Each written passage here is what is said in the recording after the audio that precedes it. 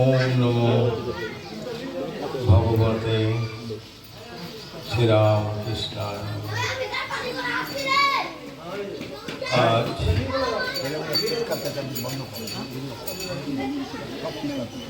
বাসুদেবপুর শিব মন্দির প্রাঙ্গণে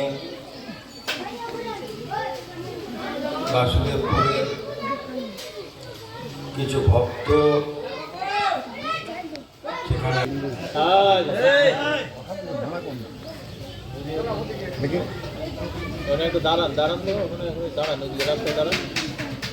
হ্যালো, যারা মন্দির প্রাঙ্গণে চিৎকার চেঁচামেচি করছো, এই ছেলেগুলো ভ্যানের উপরে চুপ করে থাকো, একটা কথা তো বলবে না। বলে মা, আমাদের এখানে এই শিব মন্দির প্রাঙ্গণে উপস্থিত হয়েছে আমরা ভর্তিটারি গ্রামের পরম পূজ্যপাদ হরিপদ বাবু, ভবেশ বাবু, একবনা থেকে এসেছেন ভবেশ ঝা মহাশয়। এনাদের প্রত্যেককে আমার নমস্কার প্রণাম জানিয়ে আমার ভাতৃপ্রতিম শ্রীমৎ স্বামী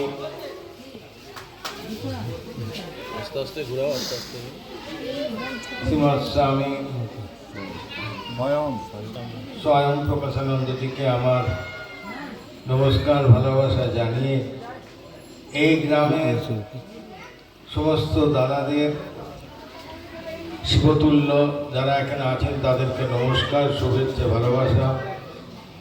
এই গ্রামের সমস্ত মায়েদেরকে আমার মাতৃসুলভ প্রণাম, নমস্কার, অভিনন্দন জানিয়ে আমরা একটু আলোচনা করব ভগবান শ্রীরামকৃষ্ণ সম্পর্কে। খুব সুন্দরভাবে ব্যক্ত করেছেন মা সম্পর্কে ভবেশ বাবু, খুব সুন্দরভাবে ব্যক্ত করেছেন আমাদের সম্পাদক মহারাজ শ্রীমৎ স্বামী স্বয়ং প্রকাশানন্দজি। তো আমি এবার একটু ঠাকুরের কথা বলার চেষ্টা করছি।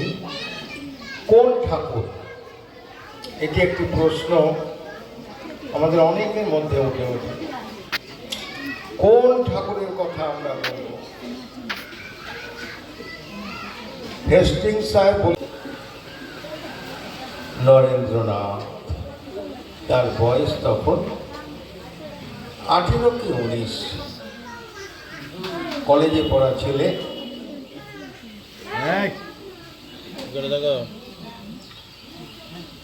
অনেক রকম পাণ্ডিত্য অর্জন করেছেন নরেন্দ্রনাথ।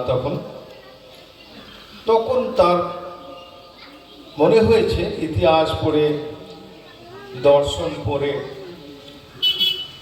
ধর্ম কি, এটি বড় প্রশ্ন। আমাদের মনুষ্য জীবনের মধ্যে, সংসার জীবনের মধ্যে আমাদের মধ্যে ওই প্রশ্নটা জেগে ওঠে মানে যে ধর্মটা কি আমরা বুঝি না অনেকে।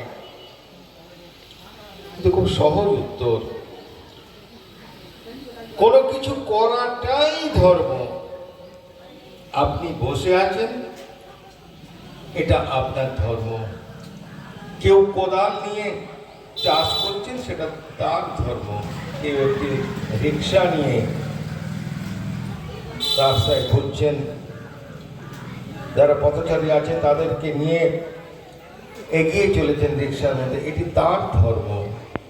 প্রত্যেক মানুষের একটা আলাদা আলাদাভাবে নির্দিষ্ট ধর্ম আমরা করে থাকি। তো স্বামীজির মনে তখন হচ্ছে একদম সোজা সুজি শ্রীরামকৃষ্ণদেবের কাছে গিয়ে বলছেন, হ্যাঁ মহাশয়, আপনি কি ঈশ্বরকে দর্শন করেছেন? কি অদ্ভুত ছোট্ট একটা প্রশ্ন। এটা আমাদের সকল সংসারী মানুষদের মনে জাগে, যারা আমরা পুজো আচ্ছা একটু করি সংসারে। সমস্ত মায়েদের বলছি, দাদাদের বলছি, তাদের মনে হয় যে ঈশ্বরটা কি, ভগবানটা কি সেটা তো জানি না, অথচ আমরা সবাই পুজো করে যাচ্ছি। একটু ফুল নিয়ে পুজো করছি, নারায়ণের মাথায় একটি তুলসী দিচ্ছি, আবার অন্য দেবদেবীদের একটু ফুল দিচ্ছি, কিন্তু ভগবান কি জিনিস, ঈশ্বর দেবী দেবতা কি জিনিস, বৈরাগ্য কি আমরা বুঝতে পারি না। তিনি সোজাসুজি প্রশ্ন করলেন ভগবান শ্রীরামকৃষ্ণদেবকে, নরেন্দ্রনাথকে, ঈশ্বরকে কি দেখা যায়? প্রশ্ন করছেন সেই শ্রীরামকৃষ্ণদেবকে। তিনি বলছেন, দেখা যায় কি রে, আমি তোকেও দেখাতে পারি, আমি তোর সাথে ঈশ্বরের সাথে কথা বলাতে পারি। তখন নরেন্দ্রনাথ ভাবছেন যে সেই প্রিন্সিপাল সাহেব বলেছিলেন যে দক্ষিণেশ্বরে একটা পাগল আছে, তাহলে এমনি সত্যি সত্যিই পাগল। ঈশ্বরকে কি দেখা যায়? ওই আমরা তো দেখিনি, আমি তো 18 বছর 19 বছরের ছেলে, আমি তো এত পড়াশোনা করছি, এত জায়গায় যাচ্ছি, এত লোকের মুখে শুনছি, ধর্মের কথা শুনছি, কারোর মুখে তো শুনিনি যে ঈশ্বরকে দেখা যায়। শ্রীরামকৃষ্ণদেব বললেন, আমি তোকেও দেখাতে পারি। এটি শ্রীরামকৃষ্ণদেবের প্রথম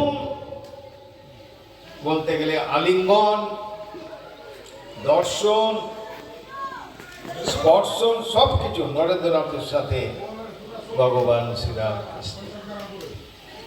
তারপর থেকে সেই নরেন্দ্রনাথ আসছেন দক্ষিণেশ্বরে। একটা সময় নরেন্দ্রনাথের পিতৃবিয়োগ হয়েছে, বাড়িতে খুব অভাব, হাঁড়িতে চাল নেই, বাড়িতে অনেক লোক। তার বাবা তখন তার মা, নরেন্দ্রনাথের মা, বাবা তো বিয়োগ হয়েছে, বলছেন তুই তো দক্ষিণেশ্বরে যাস, সেখানে একটা শুনেছি পাগলা বামুন আছে, তুই তার কাছে কিছু চা না, কিছু চাইলেই তুই পেয়ে যাবি। তার মা নরেন্দ্রনাথকে বলছে। কি অদ্ভুত কথাগুলি একটু মন দিয়ে শুনবেন। নরেন্দ্রনাথ তার মায়ের কথায় দক্ষিণেশ্বরে গেছেন সেই পাগলা বামুনটার কাছে। তখন ভগবান শ্রীরামকৃষ্ণ তাকে খুব কাছে ডেকে বলছেন, হ্যাঁ রে নরেন, তোকে আজকে এত মনোমালিন্য, একটু মনটা ভার ভার মনে হচ্ছে, কি হয়েছে বল বল, আমাকে বল। তখন নরেন্দ্রনাথ খুব গম্ভীরভাবে বলছেন, ঠাকুর আমাকে একটা চাকরি করে দিন, বাড়িতে খুব অভাব, আমরা সবাই পেট ভরে খেতে পারি না, আমাদের ঘরে চাল নেই, বাড়িতে খুব অভাব, আপনি আমাকে একটা চাকরি করে দিন। কে বলছে? আপনি ভেবে দেখুন, নরেন্দ্রনাথ, স্বয়ং শিবের অবতার নরেন্দ্রনাথ, তিনি বলছেন। শ্রীরামকৃষ্ণদেব সব জানেন, তিনি তো অন্তর্যামী, ভগবান, ঈশ্বর, অবতার। তিনি বলছেন, জানা যা, তুই মার কাছে যা। মা বলতেন, দক্ষিণেশ্বরের মা কালী স্বয়ং তিনি রয়েছেন। বলছে মায়ের কাছে তুই যা চাইবি তুই তাই পাবি। ভগবান শ্রীরামকৃষ্ণ বলছেন, সেদিন ছিল মঙ্গলবার। নরেন্দ্রনাথ কি চাইলেন এটাই আমাদের সব থেকে বড় কথা, কি চেয়েছিলেন তিনি। আর আমাদের যদি কেউ বলে যে যাও শিব মন্দিরে গিয়ে কিছু চাও, যা চাইবে তাই পাবে, কত তফাৎ দেখুন আমাদের মনের সাথে আর সেই নরেন্দ্রনাথের মনের কত তফাৎ একবার মিলিয়ে নেবেন শুনে কথা। তিনি এক পা দু পা করে মা কালীর কাছে গেলেন। স্বয়ং মা কালীকে দেখে তিনি বিহ্বল হয়ে পড়েছেন। তার মনে যেন নানান প্রশ্নের মধ্যে একটা কথাই শুধু মনে বারবার উঠছে, সেই নরেন্দ্রনাথের, আমায় জ্ঞান দাও, আমায় ভক্তি দাও, আমায় বিবেক দাও, আমায় বৈরাগ্য দাও বলে মা কালীর পায়ের ওপর তিনি পড়ে হাউ হাউ করে কাঁদছেন সেই নরেন্দ্রনাথ। তিনি এসেছেন চাইতে কি সংসারী জীবনে আমরা যেমন সবাই চাই একটা চাকরি করে দিন, দুটো পয়সা আমি যেন পেয়ে আমার বাড়িতে আমার মা আছে, ভাই আছে, বোন আছে, পিসি আছে, কাকারা আছে, আমি তাদের মুখে অন্ন তুলে দেবো। আর সেই নরেন্দ্রনাথ গিয়ে বললেন আমায় জ্ঞান দাও, ভক্তি দাও, বিবেক দাও, বৈরাগ্য দাও। এইখানে আমাদের সাথে সেই নরেন্দ্রনাথের অর্থাৎ শিবের অবতার যিনি, তিনি চাইলেন বললেন। আর ঠাকুর তিনি মা কালীর কাছে খালি প্রার্থনা করছেন, হে কালী, হে মা কালী, তিনি প্রার্থনা করছেন নরেনের মনটাকে তুমি ঘুরিয়ে দাও, তার সংসার জীবনে যে মন রয়েছে সেখান থেকে ঘুরিয়ে তুমি বৈরাগ্য থেকে এনে দাও বলে ঠাকুর নিজে হাউ হাউ করে কাঁদছেন। এই হলো সম্পর্ক ঠাকুরের সাথে নরেন্দ্রের। এই শুভ সম্পর্কের একটা সূচনা চাই, তাই সূচনা শুরু হয়ে গেল। নরেন্দ্রনাথ তখন বাড়িতে আর থাকতে পারছেন না, বারবার দক্ষিণেশ্বরে আসছেন। আর সেই গঙ্গার ধারে নরেন্দ্র শ্রী রামকৃষ্ণ তখন বিচরণ করছেন, তার সাথে বসে নানান ধর্মের কথা, নানান তত্ত্বের কথা এই আলোচনা করছেন। আর নরেন্দ্রকে বলছেন খালি, বলে নরেন তুই তোর বন্ধু বান্ধবদের নিয়ে আসবি না, তুই একলা একলা আসবি, তুই একলা এলে আমি খুব খুশি হই বলে নরেন্দ্রনাথকে বলছেন ভগবান শ্রীরামকৃষ্ণ। সেই শ্রীরামকৃষ্ণ দেবের কাছে তখন আস্তে আস্তে আসছেন মহেন্দ্রলাল সরকার, বিখ্যাত ডাক্তার। তখনকার দিনে পশ্চিমবঙ্গে সব থেকে নাম জানি, সব থেকে ভিজিট, তিনি আসছেন ঠাকুরকে দেখতে। ঠাকুরের তখন গলায় খুব ক্যান্সার শুরু হয়ে পড়েছে, খুব ব্যথা, সবাইকে বলছে কথা বলবে না। কিন্তু অদ্ভুত দেখুন, সেই ডাক্তার কিন্তু ঠাকুরকে বলছেন তুমি কিন্তু আমার সাথে কথা বলো। একমাত্র মহেন্দ্রলাল সরকারই ভগবান শ্রীরামকৃষ্ণদেবকে তুমি বলে সম্বোধন করেছিলেন, আর কারোর ক্ষমতা ছিল না। এই যে আত্মিক সম্পর্ক, এই সম্পর্কটা ঠাকুরের সাথে আর তেমন করে আমরা কাউকে দেখতে পাইনি তার জীবনে। সেইটি বলছে তুমি শুধু আমার সাথে কথা বলবে, আমার সাথে কথা বলবে। আর একদিন সেই একদিন ঠাকুর বলছেন শ্রী মহেন্দ্রলাল সরকারকে, তুমি একটু আমার কথা ভেবো, তুমি একটু ধর্মের কথা ভেবো বলে বলছেন। উনি বলছেন আমি সায়েন্সের লোক, আমি আর কি বলবো, আমি কোনো কথা ভাবতে পারবো না, আর আমি তোমার কথা তোমাকেও মানতে পারবো না, ভাবতে পারবো না বলে সেই মহেন্দ্রলাল সরকার ঠাকুরকে বলছেন। ঠাকুর হাসছেন। একদিন কি অদ্ভুত ঘটনা দেখুন, মহেন্দ্রলাল সরকার বাড়িতে গেছেন, অনেক রাত্রি অবধি পড়াশোনা করেন। মধ্যরাত্রিতে তিনি ভাবছেন বসে বসে, গঙ্গার উপরে পশ্চিম দিকের ঘরে ঠাকুর রয়েছেন, পূব দিকে জানলাটা কেউ বন্ধ করে দিল তো। এই যে চিন্তা ঠাকুরকে নিয়ে, এই যে ভাবনা, এটি বিরল। এই হলো ভালোবাসা, এই হলো শ্রদ্ধা। অথচ উনি ঠাকুরকে বলছেন আমি কিছু ভাবতে পারবো না, আমি ডাক্তারি ছাড়া, সায়েন্স ছাড়া কিছু বুঝি না, কিছু জানি না। আর দেখুন তিনি নিজে নিজেই ভাবছেন। সকালবেলা চলে এসেছেন, ভোরবেলা মহেন্দ্রলাল সরকার ঠাকুরের কাছে। ঠাকুর বলছেন কি গো তুমি এত সকালে?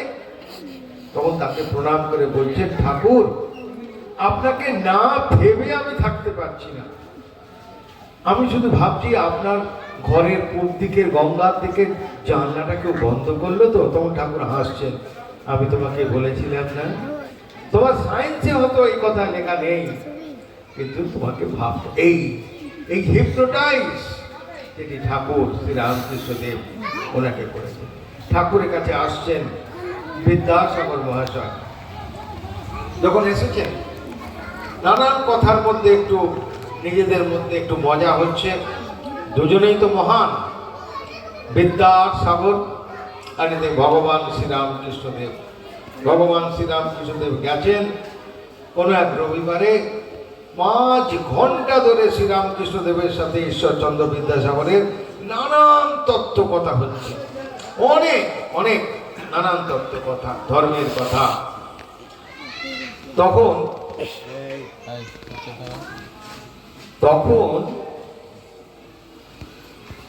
বিদ্যাসাগর মহাশয় বলছেন ঠাকুরের তত্ত্ব কথা শুনে, আজ একটা নতুন কথা শিখলুম, আজ একটা নতুন কথা জানলুম। কথামৃতে আছে, কবিতা যে বইটি পড়ছিলেন কথামৃত, ওই বইতে আছে। এখন আমাদের মনে প্রশ্ন, কি সেই নতুন কথা যে কথা ঈশ্বরচন্দ্র বিদ্যাসাগর শোনেননি? ভাবুন, বিদ্যাসাগর যিনি, তৎকালীন কালে ইংরেজ মহোদয়গণ তারা তাকে উপাধি দিয়েছিলেন বিদ্যাসাগর।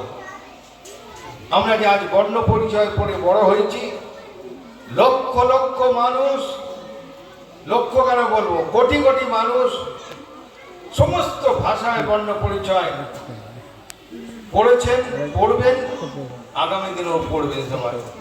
সেই বিদ্যাসাগর মহাশয় বলছেন, আজ একটা নতুন কথা শুনলুম। কি সেই নতুন কথা? ভগবান শ্রীরামকৃষ্ণদেব চুপটি করে শুনছেন, বলছেন ব্রহ্ম কখনো উচ্ছিষ্ট হয়নি, সব কথা বলা হয়ে গেছে, ব্রহ্মের কথা কেউ বলেনি। তাই যখন ভগবান শ্রীরামকৃষ্ণদেব বলছেন, তাই বলছেন আজ একটা নতুন কথা শিখতে এসেছেন আমাদের বিখ্যাত পণ্ডিত কেশবচন্দ্র সেন। তিনি যখন কথা বলতেন, সারা ভারতবর্ষের লোক, ভারতবর্ষের বাইরে পৃথিবীর অনেকাংশের লোক চুপ করে বসে শুনতেন। উনি ইংরেজিতে লেকচার দিতেন। ইংরেজের লন্ডনের রানী এলিজাবেথ, এই মাথায় মারবে একটা গাঁটটা একবারে। ওই তোদের কি হয়েছে? এদিকে মুখ করে বসো, এদিকে মুখ করে বস এদিকে ফোন করে। বদমাইশের একটা সীমা। করে বসো। আমি কি কোনো বই থেকে বলছি? এইখান থেকে যে আসছে এদিকে মুখ করে রাগ হয়েছে, বলতে ইচ্ছে করে না। বলেন বলেন বলেন কোথা থেকে কি বলবো? বলেন শর্ত তো আমার চেহারা দেখা যাচ্ছে কি হচ্ছে? তিনি যখন বলতেন, লজ্জা কর। সারা ভারতবর্ষের মানুষ চুপ করে শুনতেন। তিনি একদিন দক্ষিণেশ্বরে এসেছেন ভগবান শ্রীরামকৃষ্ণের সাথে ধর্ম আলোচনা করতে। কি অদ্ভুত সেই কথা, চিরকাল মনে রাখার মতো। ধর্ম আলোচনা হচ্ছে, সেই কেশবচন্দ্র সেন বসে চুপ করে শুনছেন, হাত জোর করে রয়েছেন। আর এই পাগলা বামুনটা নিরক্ষর, যিনি নিজে মুখে বলেছিলেন আমি মূর্খ, মূর্খোত্তম বলেছিলেন, সেই মানুষটা তত্ত্বের কথা বলছেন, ভগবানের কথা বলছেন। আর কেশবচন্দ্র সেন হাত জোর করে বসে শুনছেন। ভাবুন সে জায়গাটা। ঠাকুর বলছেন, কেশব তুমি একজন কত বড় বক্তা, বাগ্মী, সারা ভারতবর্ষ পৃথিবীর কিছু মানুষ তোমার কথা চুপ করে শুনে, আর তুমি আজকে আমার কাছে চুপ করে বসে আছো। তুমি কিছু বলো, আমি কিছু শুনি। ভগবান শ্রীরামকৃষ্ণ বলছেন। তার উত্তরে কেশবচন্দ্র সেন বলছেন, মহাশয় কামার শালায় এসে ছুঁচের হিসাব করব, এত বড় আহম্মক আমি হইনি। ভাবুন, কেশবচন্দ্র সেন এই মূর্খ মানুষটার কাছে এসে হাত জোর করে বসে বলছেন। এগুলো হচ্ছে শ্রীরামকৃষ্ণদেবের জীবনে, যদি আমরা বলি অলৌকিক কিছু কথা, অলৌকিক কিছু তত্ত্ব, এগুলো তার মধ্যে পড়ে। আবার শ্রীরামকৃষ্ণদেব বলছেন, যত মত তত পথ। এই কটা দিন আগে এগিয়ে গেল 1 জানুয়ারি। উনি সবাই সামনে বিকাল 3টার সময় বছরের প্রথম দিনে, যেটাকে আমরা বলি 1 জানুয়ারি 1886 সালে, তিনি উদ্ঘোষিত করেছিলেন তার নিজের জন্য নয়, শুধুমাত্র তার আপনজনের জন্য নয়, তিনি বলেছিলেন সমস্ত ভারতবাসীর মানুষের জন্য, ধর্ম অনুরাগী মানুষের জন্য, তোমাদের চৈতন্য হোক, তোমাদের চৈতন্য হোক, মানে আমাদের সকলের উদ্দেশ্যে আমাদেরকে অ্যালার্ট করে দিচ্ছেন, আমাদেরকে জানিয়ে দিচ্ছেন যে তোমরা সতর্ক হয়ে, চৈতন্য তো সবার মধ্যেই ছিল, ভগবান শ্রীরামকৃষ্ণ না বললে কি তার আগে চৈতন্য ছিল না তাদের মধ্যে, মানুষের মধ্যে? উনি এই যে অ্যাওয়ারনেস, আমরা কথাটা বলি যে আপনারা মদ খাবেন না, আপনারা বিড়ি সিগারেট খাবেন না, এই যে অ্যাওয়ারনেস আমরা সব জায়গায় বলি। আর ভগবান শ্রীরামকৃষ্ণদেব বলছেন তোমাদের চৈতন্য হোক, উনি ধর্মের প্রতি আমাদের অ্যাওয়ারনেস করে দেন। এটি একটি বড় তত্ত্বের কথা ভগবান শ্রীরামকৃষ্ণদেব বছরের প্রথম দিনে জানিয়ে দিচ্ছেন। উনি তো পরেও জানাতে পারতেন, উনি বছরের প্রথম দিনে শুরুটা করে দিয়েছেন। তাই আমাদের সবাইকে সূচনা কিন্তু হয়ে গেছে। ভগবান শ্রীরামকৃষ্ণ বলে দিয়েছেন 1 জানুয়ারি হয়ে গেছে, নানান জায়গায় উৎসব হয়েছে। এবারে আমরা যখন জেনেছি অ্যাওয়ারনেসে, বিড়ি সিগারেট খাবে না, মদ খাবে না, অমুক খাবে না, কিন্তু এটাও জানলাম ধর্মের প্রতি আমাদের মন দিতে হবে। তাই আমি সকলকে আহ্বান করছি, জানাচ্ছি যে আপনাদের ধর্মে মতিগতি হোক, প্রত্যেক দিন পূজা পাঠ করুন, সন্ধ্যা আরতি করুন।